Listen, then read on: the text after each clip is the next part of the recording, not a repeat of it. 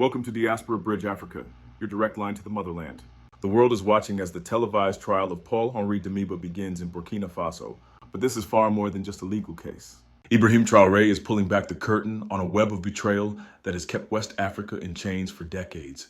Is the era of the Western-backed puppet finally coming to an end? In this video, we dive deep into the names that mainstream media refuses to mention, the shadow figures and puppet masters whose secrets are finally being laid bare. We explore how this trial is not only a quest for justice, but a strategic move that threatens the dominance of the dollar and the global order. From the streets of Ouagadougou to the corridors of power in Washington and Paris, the Traoré Effect is causing a massive panic. Why are neighboring presidents trembling? What does this mean for your gas prices, the U.S. economy, and the future of African sovereignty?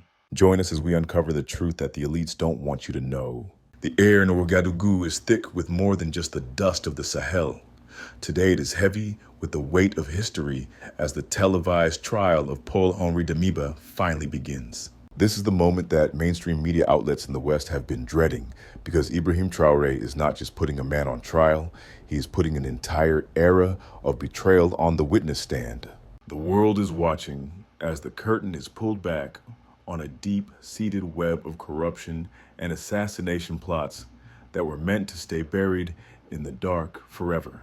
For the citizens of Burkina Faso and the millions across West Africa, this is a high-stakes legal battle where the charges of systemic corruption and secret favors are being laid bare for every ordinary person to see. We are witnessing the birth of a new transparency that no one expected from a so-called military government. Ibrahim Traoré has declared that the dignity of the people is no longer for sale, and this trial is the ultimate proof. This is a direct collision between a sovereign nation standing on its own 2 feet and the hidden forces that have long wished to see it fail. It is a strategic masterstroke that threatens the very stability of the global order and the dominance of the dollar in a region that was once considered a playground for foreign interests. If this trial reveals that the secret deals and resource exploitation in West Africa have been the hidden engine keeping the US dollar stable at the expense of African lives, what will happen to your own retirement account and the global economy when that engine finally stops? Why are the most powerful leaders in Washington and Paris suddenly silent as a young captain in the Sahel does exactly what they claimed was impossible by bringing true accountability to the highest levels of power? To my brothers and sisters of the African diaspora living in the United States and across the globe, have we not seen this story before? For centuries, our people have been told that justice is a luxury we cannot afford, and that our leaders must always answer to a higher power in a distant capital. But today, we must ask ourselves if the chains of the modern-day puppet master are finally being shattered by the sheer force of the truth. This is not just about a court case in a distant land. It is about the shared pain of every person who has ever seen the blood of their ancestors traded for a secret favor or a corporate contract. Before we look at the tactical moves on this grand chessboard, we must feel the hope rising in the streets of the Sahel, because Burkina Faso has become the heartbeat of our collective future. This is not just a legal proceeding. It is a declaration of total independence. We are framing this moment as a decisive battle between the old guard who thrive in the shadows and a new generation that demands the light of day. The stakes could not be higher, because this isn't just about the fate of one former leader. It is about the right of an entire continent to govern itself without asking for permission. But why are certain presidents in neighboring countries trembling at the thought of what might be said on a live broadcast? Why is the West so nervous about a process they usually claim to support? We are about to uncover the names that were never meant to be heard, and the secrets that could change the way you look at the world forever. If you believe that the sun is finally rising on a new Africa, and if you stand with the movement for true sovereignty, then I need you to subscribe right now and join this global community. Tell me in the comments below which city you are watching from, because our spirit has no borders and the world needs to see our unity. Let us show the shadow masters that the new Africa is here to stay, and we are no longer afraid to speak the truth out loud. The televised trial of Paul Henri Damiba is not just a court case. It is a masterclass in transparency that the world never expected to see from a government the West likes to label as a military junta. For decades, the story of justice in Africa was written in the dark, in cold basement rooms where the powerful decided the fate of the weak without a single witness. But Ibrahim Traoré is flipping the script by bringing the cameras into the courtroom and turning the entire legal process into a classroom for the nation. He is showing every young man in the streets of Ouagadougou and every mother in the rural villages that the era of secret deals is officially dead.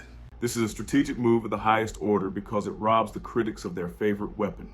They want to call this a witch hunt, or a simple act of revenge by a young captain. But how can you call it a witch hunt when the evidence is being broadcast live into every home and when the confessions are heard in the primary language of the people? This is the birth of a new legal culture where the sun is the best disinfectant for the rot of the past. Think about a man like Abdoulaye. Abdoulaye is 48 years old, a hard-working farmer from the dusty plains outside the capital who has seen more governments rise and fall than he cares to count. For a man like Abdoulaye, justice was always something that happened to other people, usually people with deep pockets or connections to the elites in Paris. He remembers the days when leaders would suddenly disappear into exile with suitcases full of the national treasury, while farmers like him struggled to buy a single bag of fertilizer. He remembers the silence that followed every coup, and the whispers of names that no one dared to speak out loud. Today, Abdoulaye sits with his neighbors under the shade of a large tree huddled around a small battery-powered television, watching a former president answer for his actions. This is not just news to Abdoulaye, it is a restoration of his own dignity. It is the first time in his 48 years that he feels like the law finally has teeth and that those teeth can bite even the men who used to wear the crown. There is a deep educational value in this process that we cannot afford to overlook. Ibrahim Traoré understands that you cannot build a new nation if the people do not understand how their institutions work. By bringing this trial to the public, he is teaching an entire generation about the rule of law. He is showing them the difference between the rule of men, where the strongest person makes the rules, and the rule of law, where the rules apply to everyone equally regardless of rank or title. This is how you build a stable future and ensure that the next leader doesn't fall into the same traps of corruption and greed. The youth of Burkina Faso are watching how evidence is presented and how witnesses are questioned. They are learning that true power doesn't come from the barrel of a gun alone, but from the legitimacy of a system that the people can actually trust. This is a direct threat to the old guard in neighboring countries who prefer their citizens to stay silent and uninformed because an informed population is the hardest thing to control. Beyond the borders of the Sahel, this televised trial is a clear signal to international investors in the global market. We often hear Western media talk about risk and instability in Africa, but what is more stable than a country that handles its internal conflicts through a transparent legal process? When a country shows it can hold its former leaders accountable without resorting to chaos, it tells the world that the foundations are solid. For the diaspora looking to bring their capital and their expertise back home, this is the green light they have been waiting for. They see a leader who isn't afraid of the truth, and that builds a level of confidence that no IMF loan or foreign aid package could ever buy. It protects the value of the work being done on the ground and ensures that the wealth of Africa stays in African hands. The reactions from the West have been a mix of stunned silence and nervous observation. They are used to lecturing Africa about democracy and transparency, but now that they see a leader actually practicing it better than many Western nations, they simply don't know how to respond. The United States and its allies are watching closely because they know that if this model of sovereign justice succeeds, the old puppet master system will crumble. They realize that they can no longer just deal with one man in a palace. They have to deal with a nation that is awake and informed. Meanwhile, partners like Russia and China are seeing a Burkina Faso that stands on its own feet, negotiating from a position of strength and internal unity. This isn't just about Damiba's trial. It is about a global rebalancing of power. Every name mentioned in that courtroom is a potential crack in the wall of Western influence in West Africa. This is the moment where we ask ourselves if we are truly ready to support a justice system that doesn't ask for permission from Washington. Ibrahim Traoré is leading the way, but he needs the voice of the people to roar behind him. If you can feel the pride that Abdoulaye feels as he watches his country transform, then you know we are on the right path. This is the path to total liberation and the end of the colonial shadow once and for all. We are seeing the dismantling of the risk narrative that has been used to keep Africa poor for a century.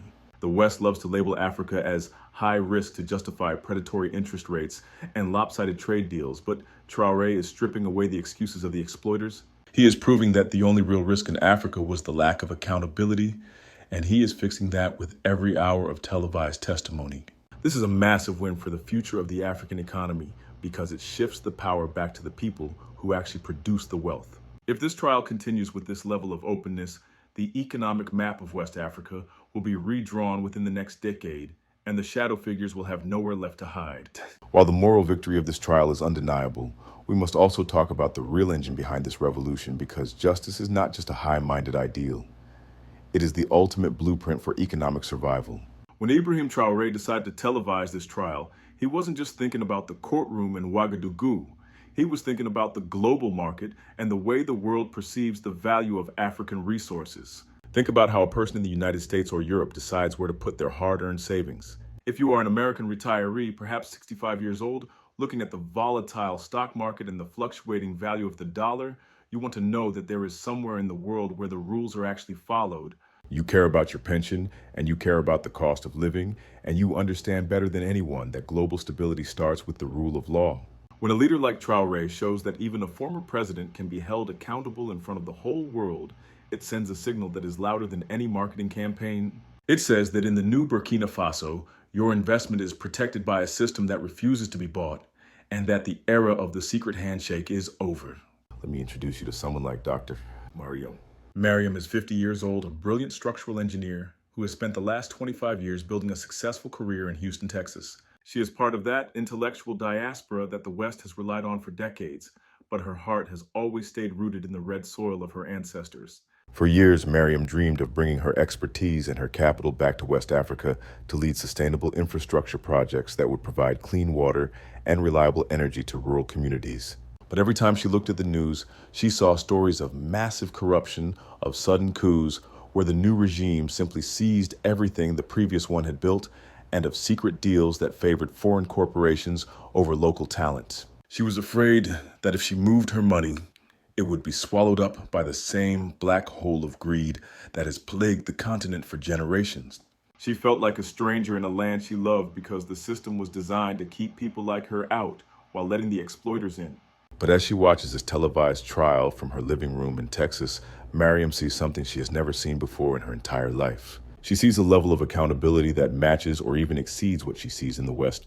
She sees that the new Africa is a place where a contract is a contract, and where no one is too powerful to answer for their crimes. For Mariam and thousands of professionals like her, this isn't just a news story, it is an invitation to come home. This is where the strategic chess game gets really interesting for those of us watching from abroad. We have to understand that justice and the economy are two sides of the same coin. When a country is stable and transparent, it stops being a playground for exploitation and starts being a partner for development. This has a direct impact on things like global oil prices and the security of supply chains that affect your everyday life in America. If the Sahel is stable because the people trust their government, there's less room for the kind of chaos that drives up gas prices and destabilizes international markets. Ibrahim Traoré is showing the world that by cleaning up his own house, he is making Burkina Faso the most attractive destination for serious long-term partners. He is educating the world on the fact that true stability doesn't come from a dictator who suppresses the people, but from a system that empowers them through the truth. The reaction from the major global powers has been fascinating to watch. In Washington, there is a quiet but desperate realization that the old way of doing business in Africa is dying.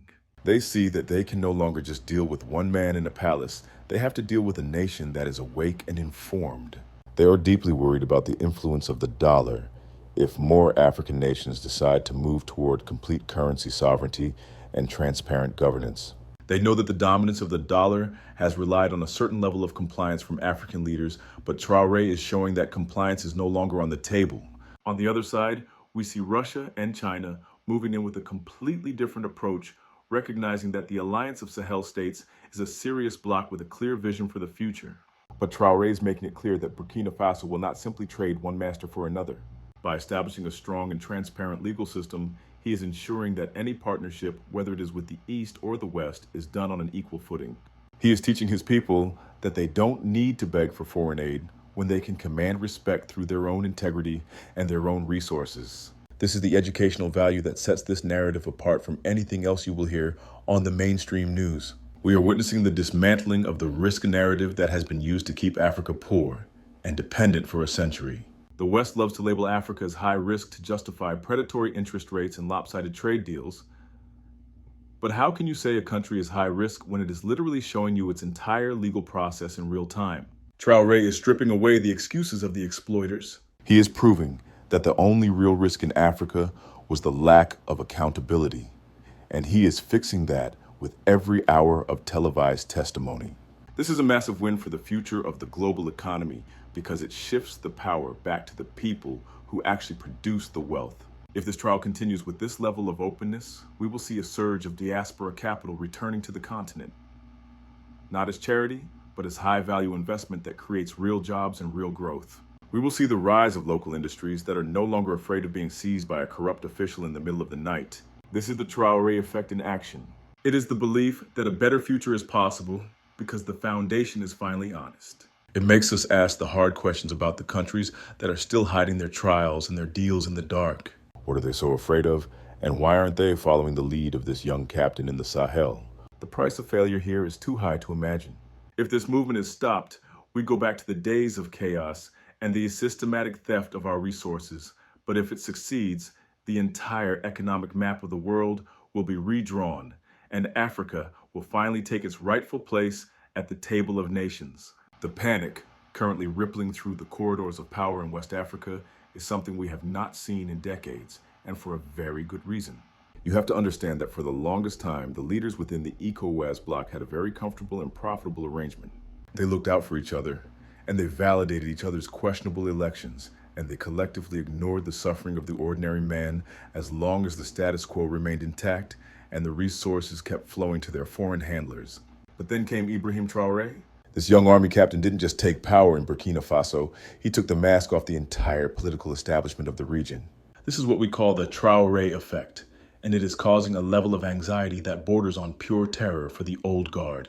They are terrified because Traoré is doing the one thing a politician is never supposed to do in a puppet state, and that is telling the truth out loud and showing the people that change is not just a distant dream, but a practical reality that can be achieved through courage. When you look at the faces of these seasoned presidents during the regional summits, you see a deep-seated fear that no amount of expensive tailoring can hide. They aren't just afraid of a military man, they are afraid of the idea he represents. They represent a version of democracy that has been hollowed out from the inside, where the people vote, but nothing ever changes for the better. Traoré represents a sovereignty that actually delivers results for the people.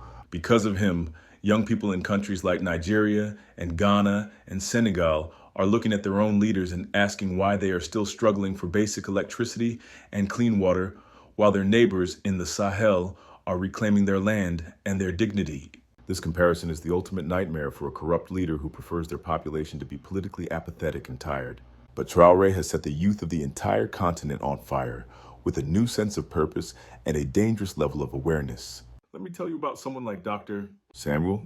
Samuel is 48 years old, a brilliant political scientist originally from West Africa who has spent the last 15 years teaching at a prestigious university in London. He is part of that intellectual diaspora that many thought had given up on the continent long ago. For years, Samuel watched from afar, writing academic papers about the failure of African governance and the endless cycle of poverty. He was cynical because he had seen so many promises broken by leaders who talked about revolution, but ended up buying villas in France. But lately his lectures have changed and his tone has shifted. He finds himself staying up late into the night watching clips of Ibrahim Traoré speaking to his people in a language they actually understand. Samuel sees a leader who uses the language of the people and not the polished, empty rhetoric of the colonial schools. For the first time in his long career, Samuel is thinking about how his research and his global connections can support a sovereign African movement rather than just analyzing its failure from a comfortable office in Europe. He is one of thousands of intellectuals who are realizing that the center of gravity has shifted from the West back to the heart of Africa, and they want to be a part of it. The educational value of what is happening right now cannot be overstated because we are witnessing a real-time lesson in leadership and political psychology. The old leaders of ECOWAS have spent millions on public relations firms in Paris and Washington to build an artificial image of stability. But Traoré is building real stability through direct action and transparency. He is teaching the youth that they don't have to wait for permission to be free. This is creating a massive blowback effect that the shadow figures never anticipated. Every time Traoré speaks about the need for African resources to benefit African people, a shockwave goes through the boardrooms of foreign corporations that have enjoyed lopsided deals for a century. The emotional enemy here is not just an individual person, it is the entire system of managed chaos that has kept the continent in a state of dependency. The system is now under direct attack by a generation that refuses to be lied to anymore. The so-called democracies in the region are nervous because they know their foundation is built on sand. They like to label the alliance of Sahel states as autocracies, but the irony is that Traoré often has more genuine support from the streets than these elected leaders do from their own voters. This is because he has connected the struggle for security with the struggle for economic independence. He is showing that you cannot have one without the other.